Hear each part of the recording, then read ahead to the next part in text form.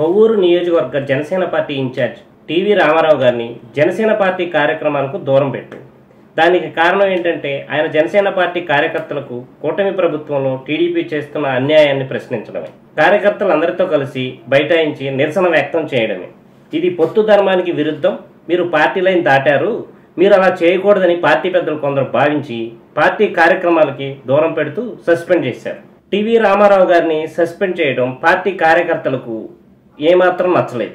ఈ విషయం మీద జన సైనికులు చాలా గట్టిగా ప్రశ్నించారు. ఈ విషయం పవన్ కళ్యాణ్ దృష్టికి వెళ్లడంతో ఒక కమిటీ వేసి కొవ్వూరు నియోజకవర్గంలో ఏం జరిగింది అనేది మొత్తం ఒక వారంలో ఒక రిపోర్ట్ రూపంలో నాకు ఇవ్వాలని తెలిపారు. ఇది పక్కన పెడితే కొవ్వూరు నియోజకవర్గంలో కూటమి ప్రభుత్వం ఇచ్చిన నామినేటెడ్ పదవుల లిస్ట్ ఒకసారి చూస్తే ప్రాథమిక సహకార సంఘాల నూతన అధ్యక్షుల పదవులు 15 ఉంటే అందులో 13 పదవులు కమ్మ కులానికి, 2 మాత్రమే కాపు కులానికి. అందులో ఒకటి టీడీపీకి చెందిన నాయకుడికి, ఇంకోటి జనసేన పార్టీకి చెందిన కాపు సామాజిక వర్గానికి.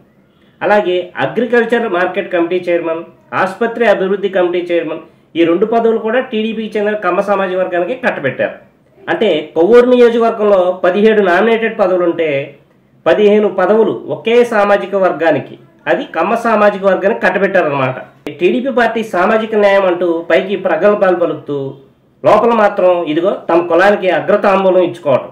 గతంలో వైసీపీ ప్రభుత్వం ప్రకాశం జిల్లాలో కొన్ని నామినేటెడ్ పదవులు రెడ్డి సామాజిక వర్గానికి కేటాయిస్తే అప్పుడు టీడీపీ పెద్ద రాద్ధాంతం చేసింది.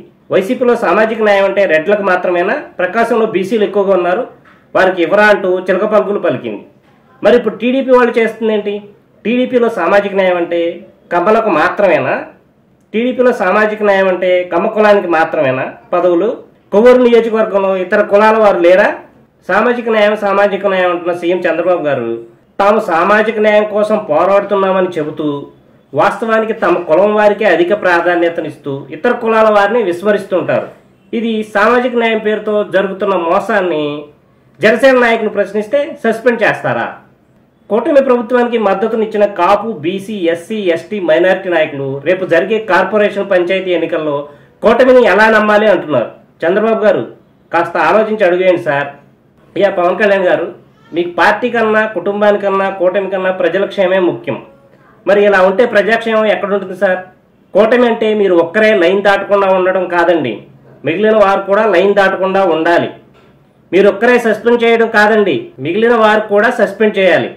మీరు ఒక్కరే త్యాగాలు చేయడం కాదు సార్, మిగిలిన వారు కూడా త్యాగాలు చేయాలి. వాళ్ళు చేయరు, వాళ్ళ సంగతి తెలుసు. పవన్ కళ్యాణ్ గారు, మీ మీద ప్రజలు చాలా నమ్మకం పెట్టుకున్నారండి సార్, కాస్త పార్టీని పట్టించుకోండి సార్. మిగిలిన పార్టీలకు లేని కార్యకర్తల బలం జనసేన పార్టీకి ఉంది సార్. ఆ కార్యకర్తల గోడు వినండి సార్.